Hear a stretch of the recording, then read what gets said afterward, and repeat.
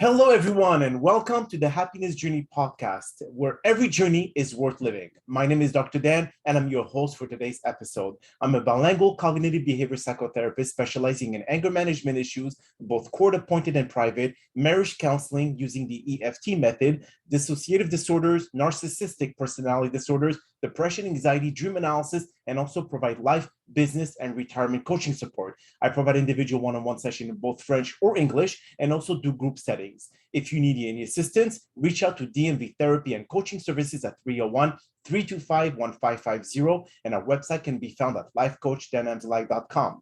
Today, I'm very excited to have for our 8th episode of Season 10, a very special guest and experienced dissociative disorder expert, Lyn Barrett. And just like every of my past episode, I will leave it up to the guests to properly introduce themselves, as no one can do a better job. Lyn, the floor is yours.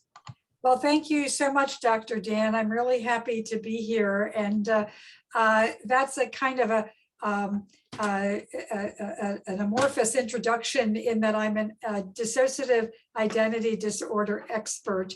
As I was explaining earlier before the podcast, I am not a psychologist, I'm not a psychiatrist, I'm not a researcher. I'm actually a retired teacher, school principal, and church pastor. But I also have the distinguishment of having been diagnosed with multiple personality disorder in 1992. That disorder was renamed in 1994, I believe, as dissociative identity disorder. So I have lived experience, and in that sense, I am an expert. And I've also done quite a bit of work researching and learning about this brilliant coping strategy that I live with. And so I come here today with a wealth of knowledge that I can share with you and your listeners. So thank you so much for inviting me. I mean, thank you so much for being here today and be able to share this, what you've gone through all your life with this diagnosis. And yes, it was in 1994 that the American Psychological Association reconned it as this DID, which is dissociative identity disorder. And I'm not sure if you've actually watched the movie. It's called Identity with John Cusack, where he was an individual and he had 7 or 9 different identities, and he was able to eliminate them at the end to have only one dominant. It's a very good movie. You should actually watch it. I love anything that has to do with psychological movies. I'm really into it. So tell me, when you said in 1992 you were diagnosed, did you have any like how many identities did you deal with? So more than 20. Okay. But they didn't all come out all at one time in 1992 or in the years leading up to it. It took many years for different parts of me to come forward and to begin to tell their stories. At the time that I was diagnosed, I probably had, nobody's ever asked me that question before, but I would probably say at least a half a dozen had come forward, and I had begun to experience them and to learn more about their stories. Interesting. Now, what I've been dealing with in my own practice, Lyn, identities disorders actually are coming up at a certain age based on specific child traumatic issues, where at a certain age, when there's something happening in your life, an identity will pop up to be able to protect the dominant one. And then it goes on for the next identity that pops up at another very traumatic event in your life.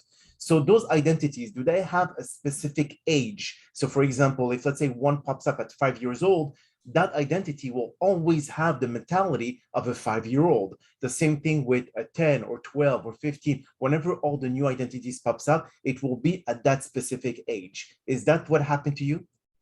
Well, I think I would modify that a little bit. So first of all, we would say that dissociative identity disorder is a coping strategy that small children use when they're experiencing chronic abuse. Okay. That means not just one incident or two incidents, but a whole series of incidents that seem to go on in a child's mind forever. Often these traumatic incidents are perpetrated by people the child knows. Often it's the parents, or it may not be the parents, but it may be other caregivers or other family members. And often, almost always, the child doesn't have a safe way to process what happened to them, so that if they go to a parent and say, so uncle did this to me, the parent will not acknowledge that and will tell the child to be quiet. So the child really can't escape in any way, because there's no one to protect them. And often the people who are doing it are the people who are supposed to protect them.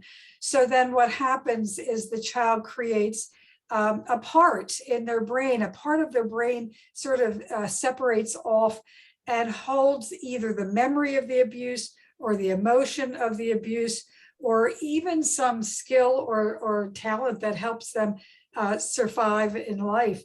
So then they can go back out and be with these people and not remember anything, because the memory, the traumatic memory, is lodged in another part of their brain. And yes, so I do want to emphasize that if say a 12-year-old experiences chronic trauma, they will get complex PTSD, but they will not get DID, because at that point their brains are fully developed. So the reason why the small child can do this is because their brains are not fully developed. So the abuse has to have happened in childhood. And let's see, what else did you ask me? Oh, the ages of the parts. So yeah, we have, our parts are of many different ages.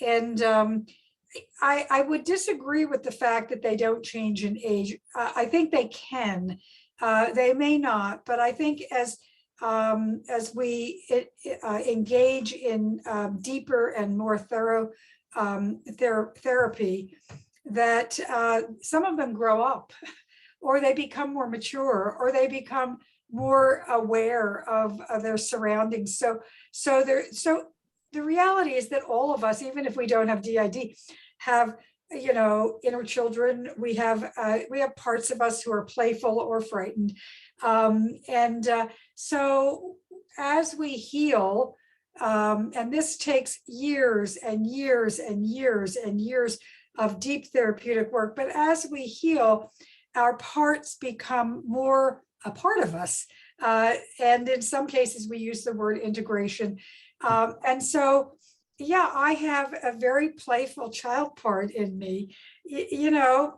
Does that mean that Rosie is still 2 years old?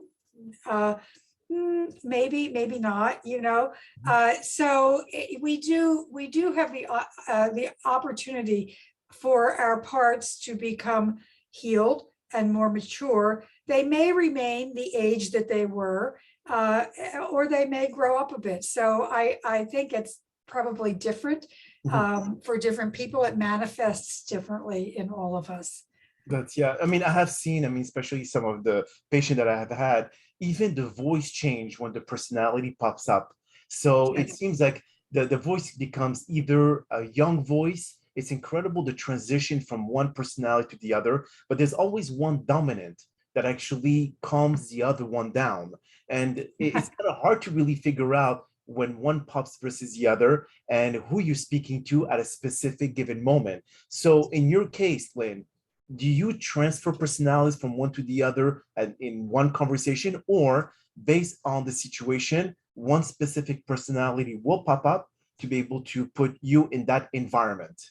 I have a very strong core personality. That is not true for everyone. I participate in some Facebook groups for people with DID, and some people are very adamant that their host personality is an alter two, and that they and that they're all equal, and that none of them has a stronger voice than anyone else. So I can't speak for those people, Dr. Dan, but I'm just relaying what they say. In my case, I have a strong, dominant core personality, and I am no longer in active dissociative disorder enactment. I have integrated many of my parts, not all of them, but many of them. But when I go back to the time, even prior to knowing my diagnosis, and then once I did know my diagnosis, all the work that I did, different parts would come forward and front at different times. And sometimes, but I was often there because I had a good deal of co-consciousness. So I would be watching what was going on, but someone else would be doing it or saying it. The fact that I had a large amount of co-consciousness was both a blessing and a bane. It was a blessing because I think then it was easier for me to get to know myself, to get to know all these parts of myself, even if it was from a distance, because I could see it and hear it most of the time. But it was a bane prior to diagnosis because I really thought I was crazy.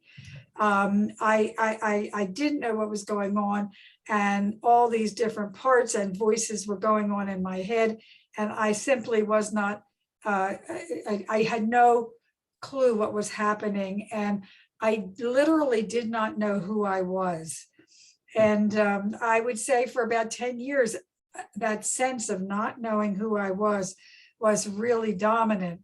But at the same time, and this is another one of the blessings of DID, is that while all of this craziness was going on, I had parts that were able to teach in the classroom.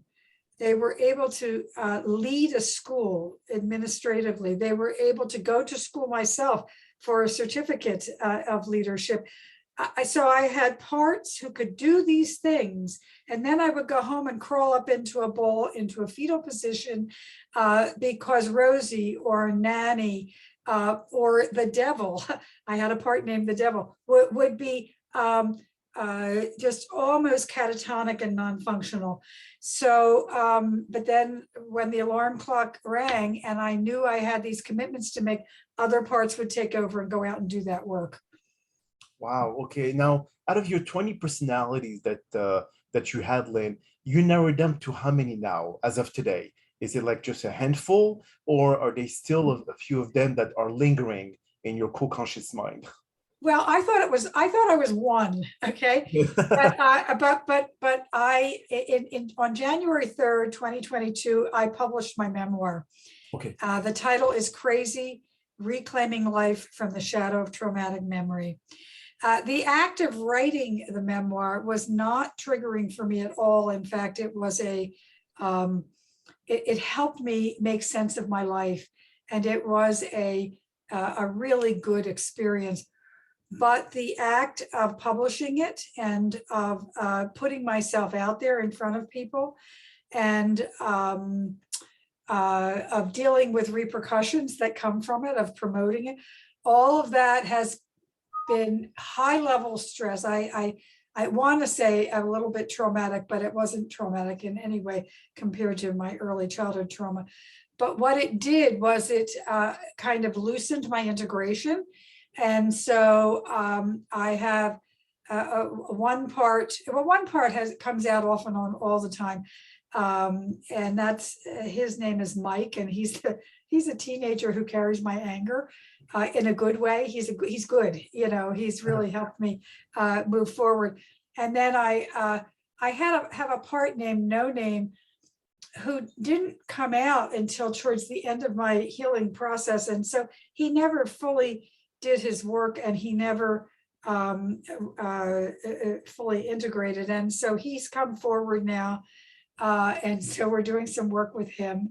And I'm going to name, we're going to find, he's going to choose his own name, because you can't go through life with no name, right? No, absolutely. Yes. So, and then I have and then I've just met two new parts that had never revealed themselves before, and that's Tears and Little Linda. And so that's 1, 2, 3, 4 parts that I know that are still active.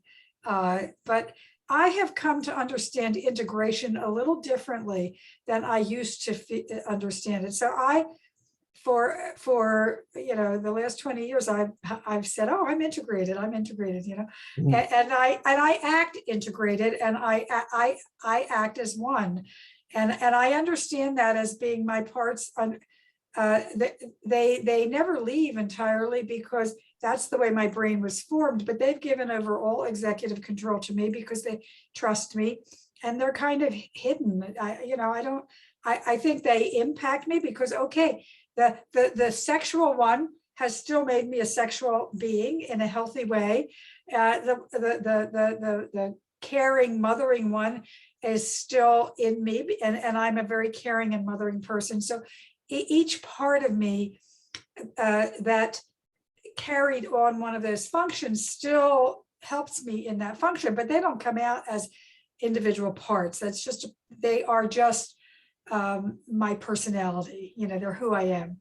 But I have, what did I just say? Four parts that are now coming out as separate from me, as different. And that means we still have work to do. And so and that's because of the stress of the writing of the book. And I think that's, I think that's probably validated in a lot of research that people, that adult trauma or high level stress can either sort of undo some of the integration that we've already done, or it can actually produce new parts. So that's something new that I'm really just coming to understand. But again, for those of your listeners who might have DID, the real happy ending for me is that I have lived in 20 years of at least almost integration, and that I have been able to lead a really fulfilling and happy life. Prior to that, I really felt crazy, and I was in constant body pain. Just the other day I was triggered, and I went back into that body pain that is so debilitating. But because of all the work I've done, I know the grounding techniques that I need to use to come out of that, and I know that it won't last for long, and I can move forward. So there's real hope, though, for people who feel so much in despair that we do not want to live. Most of the time, we have suicidal ideation, Yes. and I'm speaking for myself, but also from so many people that I know with DID who sometimes think that life would be better if we were dead, that the world would be better if we weren't here. And I want to stress that, because when I speak, I am a very happy woman, and I'm really well healed. And people sometimes think, oh, well, DID isn't such a big deal, but it really is a big deal, because there are, decades of our lives where we don't know who we are. We're totally disoriented. We'd rather be dead than alive. I'm here to say it's worth hanging in there, because there's life after that. Now, for our listeners, what were the most traumatic experiences that you have had that actually created those different personalities or different parts of you? Was there like something that you mentioned originally in the beginning about abuse? Was it what specific part that created who you are and why you were diagnosed with DID? Well, so there was sexual abuse, Okay. and there was the I'm looking for the words for it because it's so hard to even go there. But there was the selling of me, and my body as a very, very small child. And there was a very powerful amount of control. And I really have even a hard time talking about how that control was managed in public, because it's so hard to even believe. It was so ugly. So those are the general parameters of what I experienced. I am not, in many ways, it felt like ritual abuse, but I don't believe it was connected with any kind of, organization. In some cases, people have been ritually abused by cults or other groups, and I'm not aware of that. But then again, it happened when I was very young, and so I may not know everything. And I want to really make a comment around that. So what we all know, that memory is fluid and flexible and not always accurate, right? And when you're a very little child, that's even more so. And so how do we know that these memories that I experience or someone else experiences are true? And unless we have actual confirmation, from medical records or from other people who witnessed it, we really don't know that it's actually entirely true. But here's what we do know that's absolutely true, because while the front brain explicit narrative memory changes all the time, traumatic memory lodges in the body, and it's frozen. It doesn't change at all until until it eventually comes up and is brought into the conscious mind. And I've of course, I'm sure you are aware of Bessel van der Kolk and The Body Keeps the Score. And he says that once the traumatic memories come up into the front brain, then they too can change, but as long as they're still in the back brain in the body, that they don't change. And so I know what my body has told me and has experienced. And since a very, very, very small child on up to the present day, but the initial trauma was happening to a very small child. Now, as those memories come forward, that small child is still trying to figure out what they mean. And some of the details may not be exactly accurate, but we know that the broader scope of what happened is true, because it was frozen in the body, and the body doesn't lie.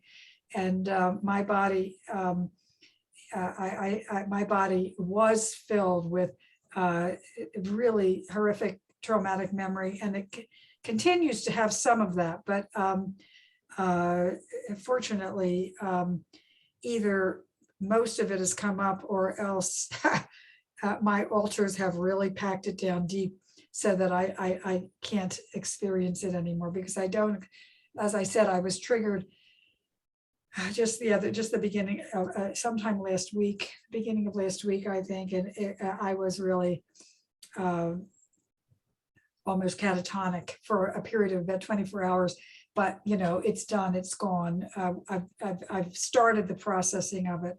The body released it to me, and so those body memories, in a way, as awful as they are gifts. because they're saying, there's something here and you haven't worked on this before.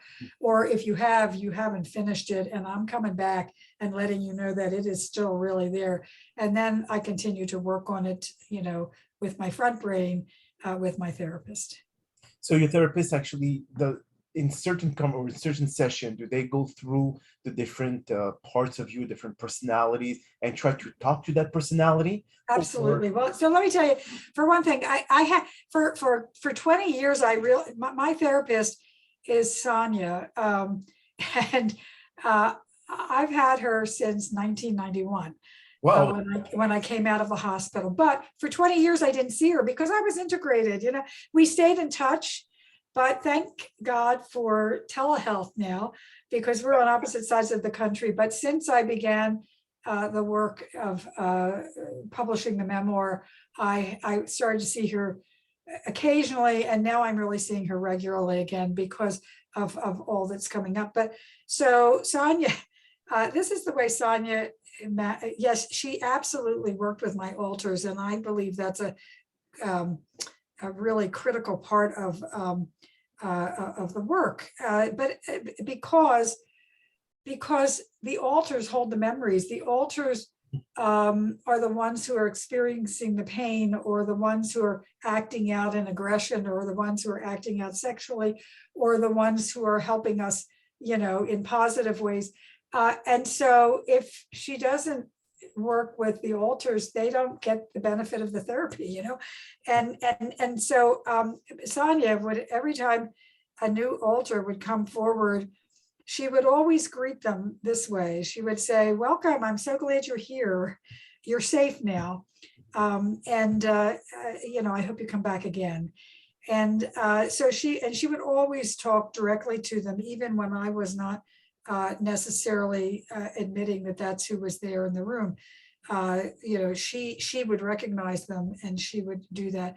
And so the advantage of that, and let me explain that to you a little more, is that as the alters come forward, and sometimes they come forward and they're really mad, or they used to get mad at her all the time, some of them, and she would say, "Well, let's see what's this all about," and we'd go back and we'd look at it, and so they're heard, they have been listened to, and they clearly are valued, and so then the different alters, the amnesic barriers lower, so that different alters get to know each other, okay? And they get to know me better. They get to know the therapist, who they're starting to trust. So then they're willing to share more because they're trusting her. And then gradually, because what happens is we begin with all these amnesic barriers, which makes us feel crazy. And then slowly they lower, and then there are no more barriers. And then there is the potential for integration, for becoming one, so that's how that worked with her. Wow. Well, Lyn, unfortunately, that is all the time that we have for today's podcast. I really appreciate you taking the time out of your very busy schedule to join us. And thank you again for participating and inspiring our many listeners with your incredible story. Now, we hope that you've all enjoyed today's episode. And I'm also very excited for the many upcoming guests that we have scheduled for season 10 of the Happiness Journey podcast, filled with inspirational stories, just like the one that you listened to today. Now, here are some concluding words of wisdom. Every human starts out with an unintegrated personality. The process of normal integration takes place during childhood, and it lasts a few years, as it is not instant. When there's enough trauma and a lack of nurturing during this time, then the normal process of integration is interrupted. Everyone's personality is made up of states, but those suffering from dissociative disorders have barriers around their dues to early childhood traumatic events. So the personality states are isolated and never integrated. In some cases, some sufferers may deal with 2 to 5 personalities, while others can experience over 50. In extreme cases, we can see over 100. Many have dominant personality that manage of many others, but some conflict may arise. Psychotherapists dealing with DID have to be aware of the many personalities all through a session and be self-aware of the many dealings when faced with alternate personas popping up. DID is difficult to manage, but help is available. Always seek someone who specializes in this specific field. My name is Dr. Dan Amzalag, and you may all keep pursuing your amazing journey in life.